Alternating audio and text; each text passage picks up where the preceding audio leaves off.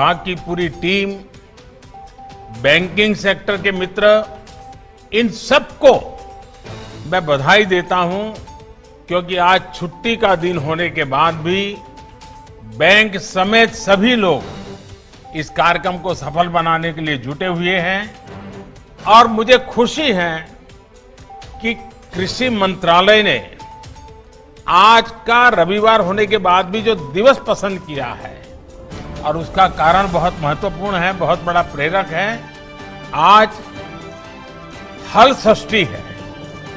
हम किसान भाई बहन बहुत भली तरह जानते हैं कि आज हल षष्ठी है, भगवान बलराम जी की जयंती है, और किसान भगवान बलराम को पूजता है। हल की पूजा करके ही अपने कारोबार को चलाता है। तो ऐसा एक पवित्र दिवस आज एक बहुत बड़ी योजना लेकर के आए हैं। मैं सभी देशवासियों को, विशेष तौर पर मेरे किसान भाइयों बहनों को हल छठ की और दाऊ जन्मोत्सव की बहुत बहुत शुभकामनाएं देता हूं। इस बेहतर पावन अवसर पर देश में कृषि से जुड़ी सुविधाएं तैयार करने के लिए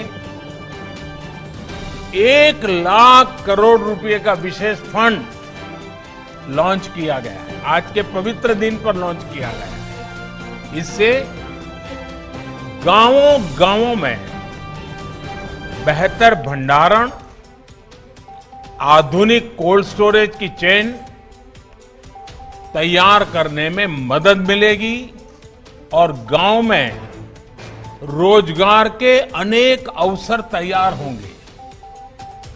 इसके साथ साथ 8.5 करोड़ किसान परिवारों के खाते में पलक झपकते, आपने देखा होगा, स्विच ऑन किया और पीएम किसान सम्मान निधि के 17,000 करोड़ रुपए सीधे सीधे 8.5 करोड़ किसानों के खाते में जमा हो गए। कोई बिचौलिया नहीं, कोई कमीशन नहीं, सीधा सीधा किसान के पास चला गया। संतोष इस बात का है कि इस योजना का जो लक्ष्य था, वो लक्ष्य हासिल हो रहा है। हर किसान परिवार तक सीधी मदद पहुंचे और जरूरत के समय पहुंचे, इस उद्देश्य में ये योजना सफल रही है। बीते 1.5 साल में इस योजना के माध्यम से 75,000 करोड़ रुपए सीधे किसानों के बैंक खाते में जमा हो चुके हैं। इसमें से 22,000 करोड़ रुपए था कोरोना के कारण लगे लॉकडाउन के दौरान किसानों तक पहुंचाए गए हैं। साथियों, दशकों से ये मांग और मंथन चल रहा था कि गांव में उद्योग क्यों नहीं लगते। जैसे उद्योगों को अपने उत्पाद का दाम तय करने में और उसको देश में कहीं पर भी बेचने की आजादी रहती है, वैसी सुविधा किसानों को क्यों नहीं मिलती। ये अन्याय किसानों के साथ क्यों हो रहा है। अब ऐसा तो नहीं होता कि अगर साबुन का उद्योग किसी शहर में लगा है तो उसकी बिक्री सिर्फ उसी शहर में होगी। कि साबुन तो देश के हर कोने में, दुनिया में कहीं पर भी बिक सकता है, लेकिन खेती में अब तक ऐसा नहीं होता था। जहां अनाज पैदा होता है तो किसान को स्थानीय मंडी में जाकर के ही उसको बेचना पड़ता है। इसी तरह ये भी मांग उठती रही कि अगर बाकी उद्योगों में कोई बिचौलिए नहीं है तो फसलों के व्यापार में ये बिचौलिए क्यों होने चाहिए? अगर उद्योगों के विकास के लिए इंफ्रास्ट्रक्चर तैयार होता है तो वैसा ही आधुनिक इंफ्रास्ट्रक्चर कृषि के लिए भी मिलना चाहिए। साथियों, अब आत्मनिर्भर भारत अभियान के तहत किसान और खेती से जुड़े इन सारे सवालों के समाधान ढूंढे जा रहे हैं। एक देश एक मंडी के जिस मिशन को लेकर बीते 7 साल से काम चल रहा था, वो अब पूरा हो रहा है। पहले इनाम के जरिए एक टेक्नोलॉजी आधारित एक बड़ी व्यवस्था बनाई गई। अब कानून बनाकर किसान को मंडी के दायरे से और मंडी टैक्स के दायरे से मुक्त कर दिया गया है। अब किसान के पास अनेक विकल्प है। अगर वो अपने खेत में ही अपनी उपज का सौदा करना चाहे तो वो कर सकता है, या फिर सीधे वेयर हाउस से इनाम से जुड़े व्यापारियों और संस्थानों को जो भी उसको ज्यादा दाम देता है उसके साथ फसल का सौदा किसान कर सकता है। इसी तरह एक और नया कानून जो बना है उससे किसान अब उद्योगों से सीधी साझेदारी भी कर सकता है। और मैं बताऊं, भारत के उद्योग जगत का जितना निवेश गांव और किसान में होना चाहिए था वो बहुत यानी नगण्य था, मामूली था, और उसमें हमारे कुछ कानून नियम भी आड़े आते थे।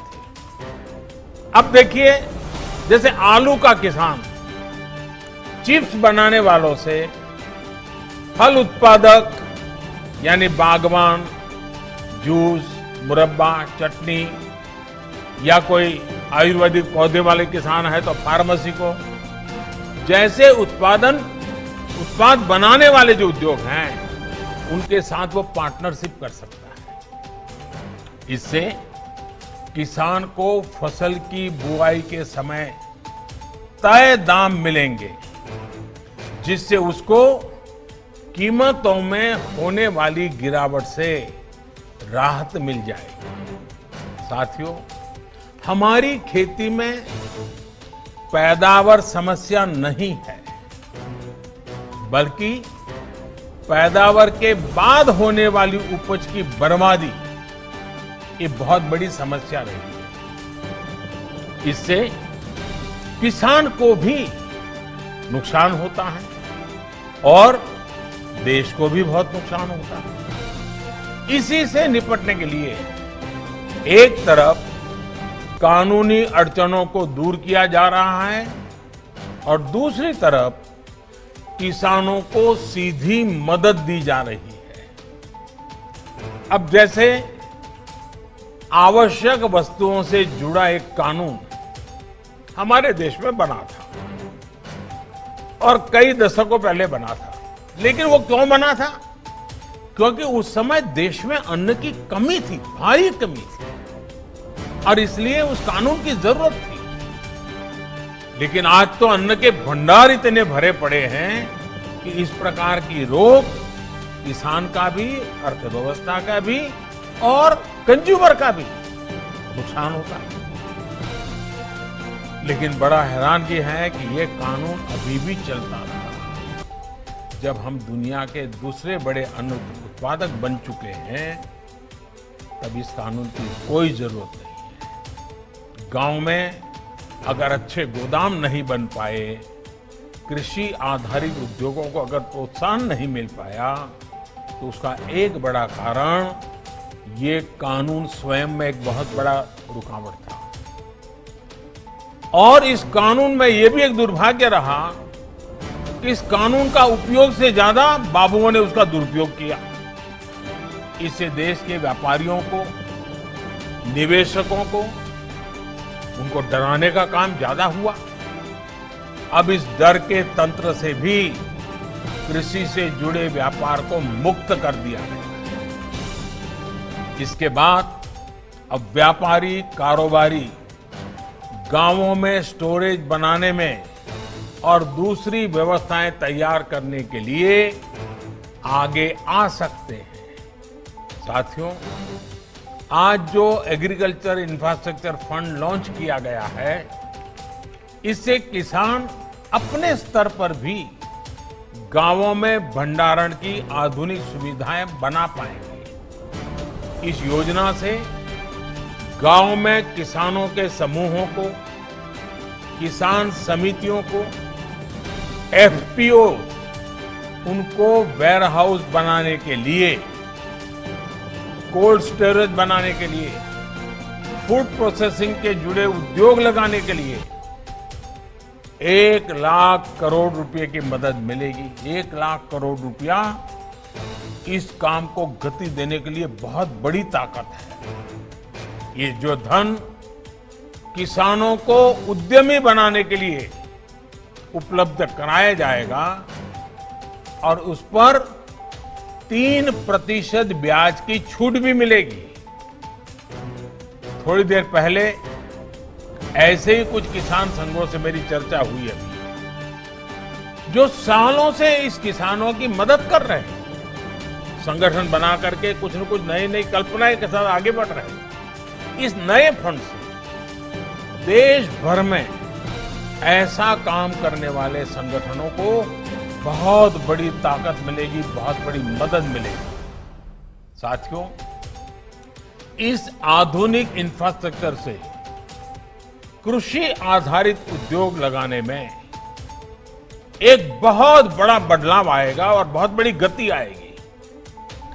आत्मनिर्भर भारत अभियान के तहत हर जिले में मशहूर उत्पादकों के साथ देश और दुनिया के मार्केट तक पहुंचाने के लिए एक बड़ी योजना बनाई गई। इसके तहत देश के अलग अलग जिलों में गांव के पास ही कृषि उद्योगों के क्लस्टर बनाए जा रहे हैं। साथियों, अब हम उस स्थिति की तरफ बढ़ रहे हैं जहां गांव के कृषि उद्योगों से फूड आधारित उत्पाद शहर जाएंगे और शहरों से दूसरा औद्योगिक सामान बनकर गांव पहुंचेगा। यानी ये 2 वे चलेगा और यही तो आत्मनिर्भर भारत अभियान का संकल्प है और जिसके लिए हम सबको मिलकर के एक नए तरीके से, नई सोच के साथ, नए संकल्प के साथ काम करना है। अब सवाल ये उठता है कि जो कृषि आधारित उद्योग लगने वाले हैं, उनको कौन चलाएगा? इसमें भी ज्यादा हिस्सेदारी हमारे छोटे किसानों के बड़े बड़े समूह, जिनको हम एफपीओ कह रहे हैं या फिर हम उसको किसान उत्पादक संघ कह रहे हैं, इन्हीं के द्वारा होने वाली है। और इसके लिए बीते 7 साल से एफपीओ किसान उत्पादक समूह इसका एक बड़ा नेटवर्क बनाने का अभियान चलाया है।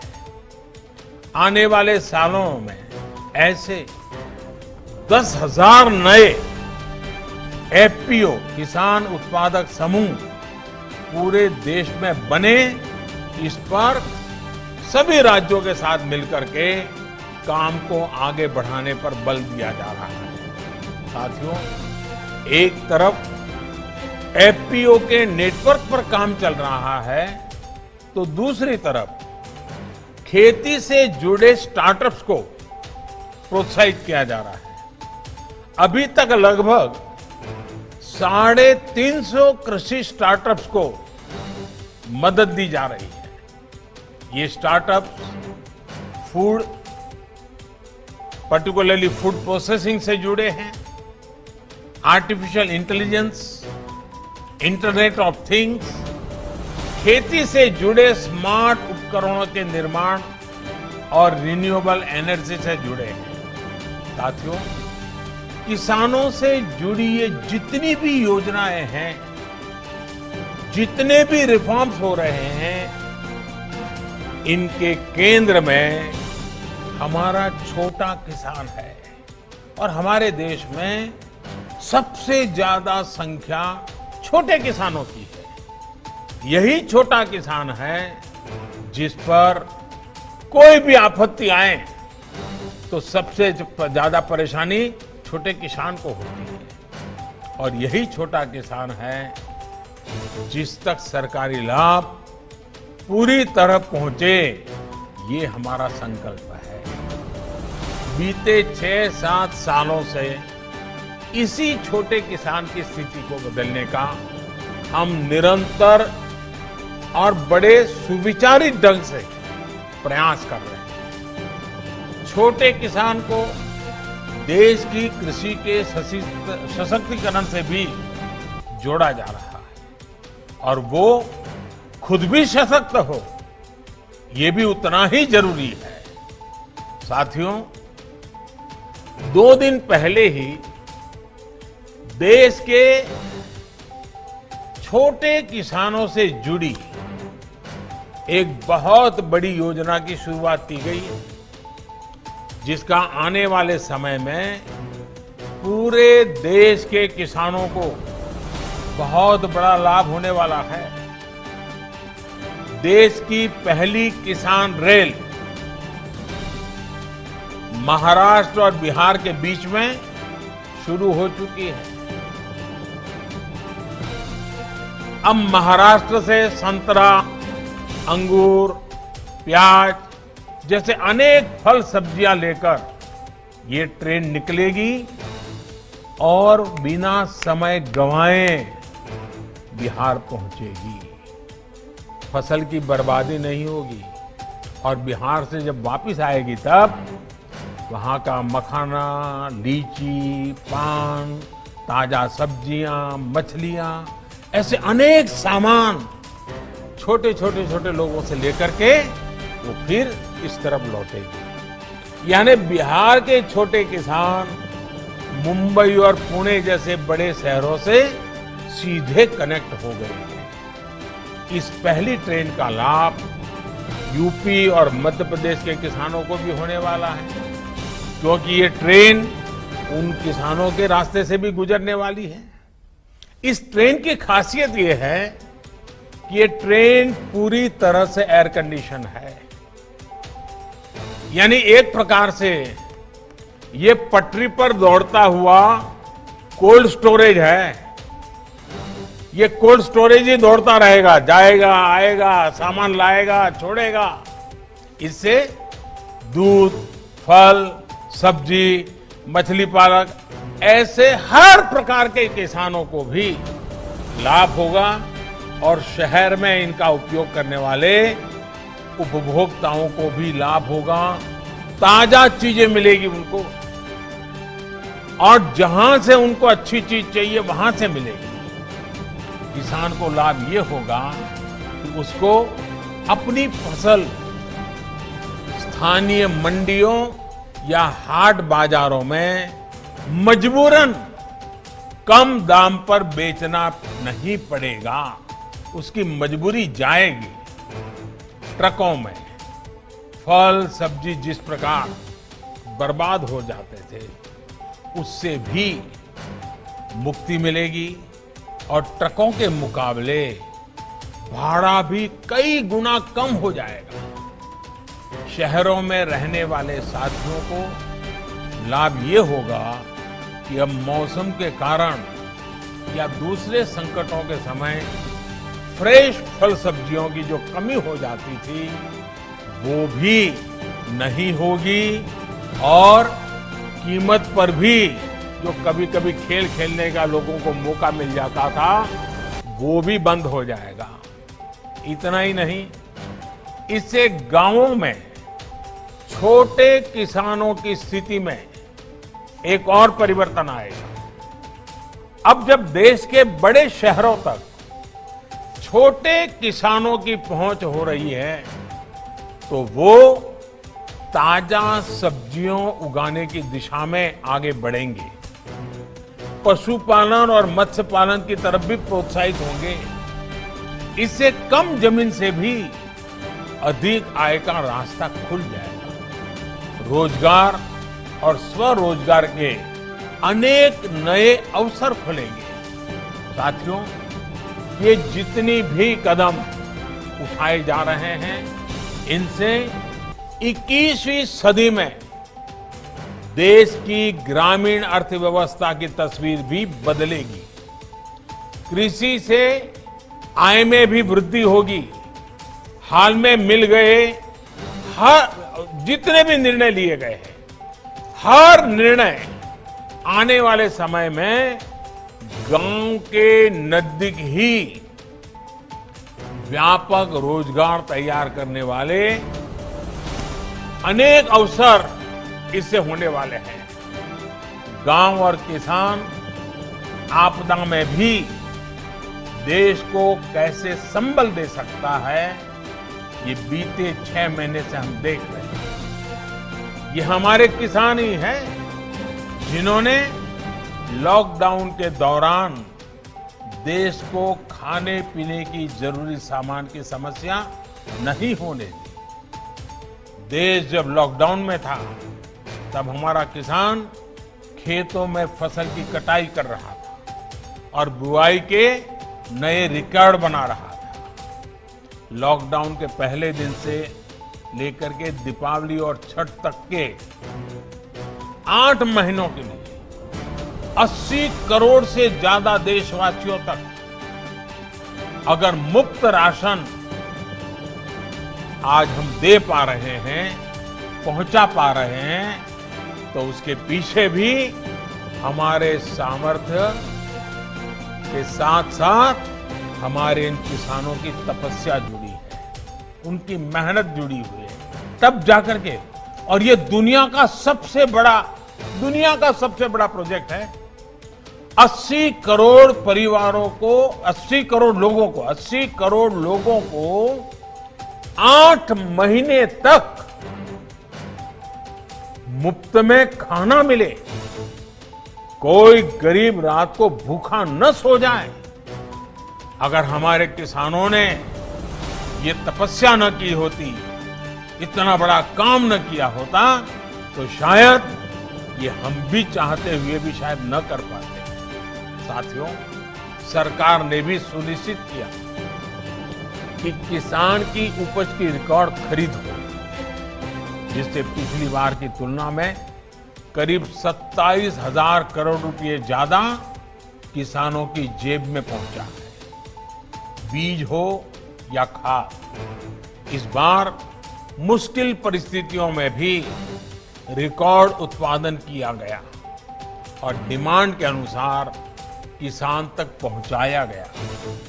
यही कारण है कि इस मुश्किल समय में भी हमारी ग्रामीण अर्थव्यवस्था मजबूत है। गांव में परेशानी कम हुई है। हमारे गांव की ये ताकत देश के विकास की गति को भी तेज करने में अग्रणी भूमिका निभाए। इसी विश्वास के साथ आप सभी किसान साथियों को मेरी तरफ से बहुत बहुत शुभकामनाएं हैं। भगवान बलराम के हम पर आशीर्वाद बने रहे। कोरोना को गांव से बाहर रखने में जो प्रशंसनीय काम मेरे किसान भाई बहनों ने, हमारे गांव वालों ने किया है, उसको आप जरूर जारी रखेंगे। 2 गज की दूरी और मास्क है जरूरी, ये मंत्र पर अमल करते रहें, सतर्क रहें, सुरक्षित रहें। भगवान बलराम के आशीर्वाद सदा सर्वदा आप पर बना रहे। इसी शुभकामना के साथ सभी मेरे देश के किसान भाइयों बहनों का मैं हृदय से बहुत बहुत आभार व्यक्त करता हूं। धन्यवाद।